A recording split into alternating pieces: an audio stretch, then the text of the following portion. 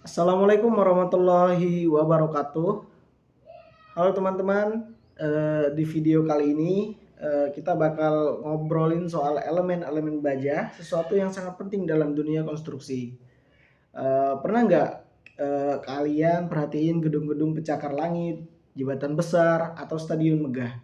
Nah, hampir semuanya menggunakan baja struktur utamanya. Tapi baja itu nggak berdiri sendiri.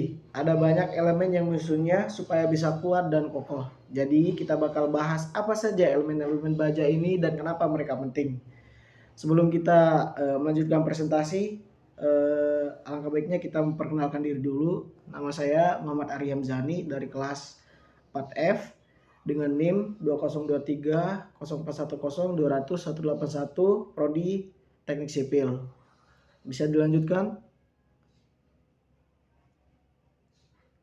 Saya lalu Marsan Rismayadi dengan NIM 20 23 04 10 200 179. Saya Muhammad Ali Akbar dengan NIM 2023 04 10 200 184. Dan saya Mustafa Nur Habib dengan NIM 2023 04 10 2001 86.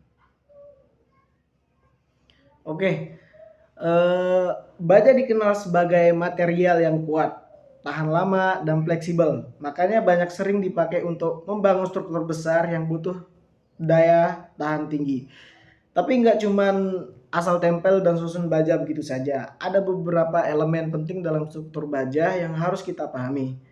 Nah, di video ini kita bakal bahas 4 poin utama. Poin yang pertama itu adalah profil baja struktur, terus yang kedua sambungan baja, yang ketiga pelindung baja, dan yang terakhir aplikasi baja dalam konstruksi. Langsung saja dimulai dari yang pertama, profil baja struktural. Silakan. Baik, di sini saya akan menjelaskan tentang profil baja struktural. Tiap proyek konstruksi butuh profil baja yang berbeda-beda, tergantung beban yang harus ditahan dan bentuk struktural yang kita inginkan. Nah, ini ada beberapa jenis profil baja yang sering digunakan dalam dunia konstruksi. Yang pertama itu ada baja I-beam atau H-beam. Bentuknya mirip seperti huruf I dan H. Baja ini sering dipakai sebagai balok atau kolom utama dalam bangunan karena daya tahannya yang cukup tinggi. Baja I atau I-beam ini lebih cocok untuk menopang beban horizontal seperti beban plat lantai, beban jembatan, dan lain-lain.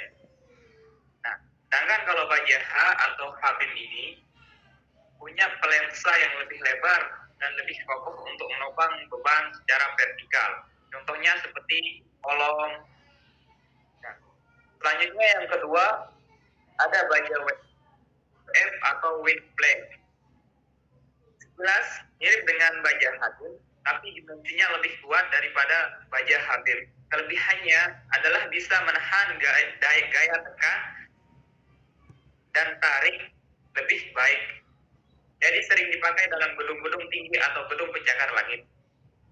Yang ketiga ada baja kanal atau baja C dan U kanal.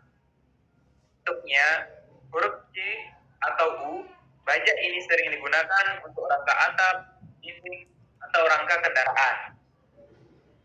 Walaupun tidak sekuat baja H-beam atau I-beam, tapi baja kanal ini cukup efektif untuk struktur yang lebih ringan. Nah, selanjutnya yang terakhir ada baja pipa atau baja hollow. Baja pipa berbentuk tabung silinder dipakai untuk sistem perpindahan atau rangka struktur tertentu. Baja hollow berbentuk kotak atau persegi panjang dan biasanya digunakan untuk rangka kanopi, pagar, partisi, dan dalam bangunan. Nah, masing-masing profil baja ini memiliki fungsi khusus. Jadi pemilihannya harus sesuai dengan kebutuhan dunia konstruksi. Oke, terima kasih. Selanjutnya ada Untuk yang materi yang kedua, sambungan baja. Silakan. Nah, selanjutnya sambungan baja. Baja nggak bisa berdiri sendiri. Mereka harus disatukan supaya membentuk struktur yang kokoh. Ada beberapa metode sambungan yang sering digunakan, yaitu sambungan baut. Paling mudah dipasang dan dibongkar. Cocok buat struktur yang mungkin perlu dimodifikasi atau dipindahkan. Tapi kalau pemasangannya nggak benar, baut bisa longgar dan membuat struktur lemah atau roboh. Selanjutnya, sambungan las. Nah, memberikan kekuatan tinggi yang permanen. Sering dipakai di konstruksi besar seperti jembatan atau gedung bertingkat. Kekurangannya kalau terjadi kesalahan lebih sulit diperbaiki dibanding baut. Nah, selanjutnya, sambungan paku keliling atau repair. Dulu sering digunakan di industri pesawat dan kapal. Sekarang mulai jarang dipakai karena lebih sulit dalam pemasangan dibanding baut dan las. Pemilihan sambung tergantung pada jenis proyek dan kebutuhan kekuatan struktur. Nah, selanjutnya baja yang ketiga. Mohon dibacakan oleh Akbar. Ya, pelindung baja. Walaupun kuat, baja tetap bisa rusak akibat karat dan korosi. Nah, ada beberapa cara untuk melindungi baja, ya, supaya lebih awet dan kuat. Yang pertama, galvanisasi.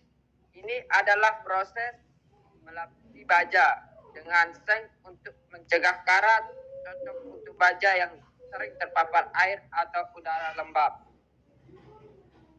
Yang kedua, pelapisan cat anti karat. Cat ini khusus membentuk lapisan pelindung di permukaan baja.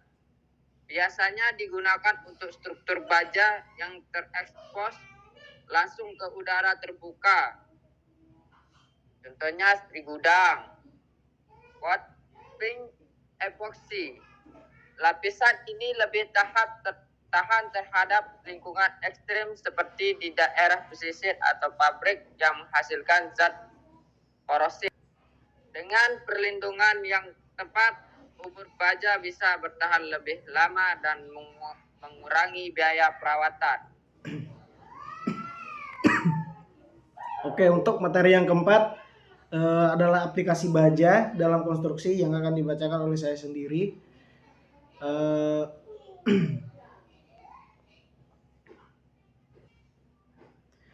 Baja jadi salah satu bahan utama dalam dunia konstruksi karena kuat, tahan lama, dan bisa dibentuk sesuai kebutuhan. Makanya banyak banget bangunan dan struktur yang pakai baja. Untuk beberapa contohnya saya mengambil 4 contoh. Yang pertama itu gedung bertingkat. Kalau kita lihat gedung-gedung pencakar langit kemungkinan besar strukturnya pakai baja. Kenapa?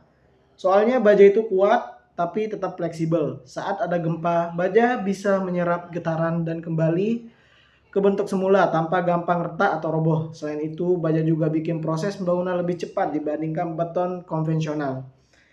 Terus yang kedua, jembatan. Jembatan modern biasanya memakai kombinasi baja dan beton. Baja bikin struktur jadi lebih kokoh, kuat menahan beban kendaraan dan angin kencang. Sementara itu, beton membantu meredam tekanan dari atas. Dengan kombinasi ini, jembatan bisa bertahan puluhan hingga ratusan tahun kalau perawatannya bagus. Contoh paling terkenal yaitu jembatan Golden Gate di San Francisco yang pakai baja sebagai elemen utamanya. Terus contoh yang ketiga itu menara komunikasi, menara BTS, pemancar radio, sampai tiang listrik tinggi biasanya terbuat dari baja. Alasannya simple, baja itu ringan tapi tetap kuat, jadi bisa dibangun tinggi tanpa takut roboh. Selain itu, perawatannya juga lebih mudah karena baja tahan terhadap cuaca ekstrim seperti hujan deras atau panas terik. Terus yang keempat, gudang dan pabrik. Di industri, baja jadi pilihan utama buat bangunan seperti gudang dan pabrik. Selain karena prosesnya proses pemasangannya cepat, baja juga bisa menopang beban berat seperti mesin-mesin besar tanpa gampang melengkung. Selain itu, struktur baja bisa dimodifikasi dengan mudah kalau nantinya mau diperbesar atau diubah fungsinya.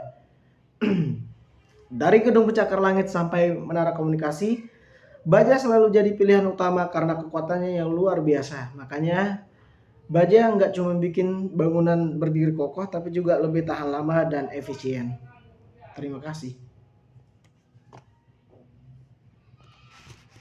Baik, di sini saya akan menyimpulkan sedikit dari pembahasan kita yang tadi. Nah, jadi dari pembahasan yang tadi, kita bisa simpulkan bahwa baja adalah material penting dalam dunia konstruksi modern seperti yang sekarang ini. Ada banyak elemen yang menyusun struktur baja, mulai dari profil baja, sambungan baja, perlindungan baja, hingga pengaplikasiannya dalam berbagai proyek. Nah, dengan pemilihan yang tepat, baja bisa memberikan kekuatan dan daya tahan yang tinggi untuk berbagai bangunan atau konstruksi dalam dunia teknik sipil ini. Baik, mungkin hanya ini yang bisa kami sampaikan lewat video ini. Semoga informasi yang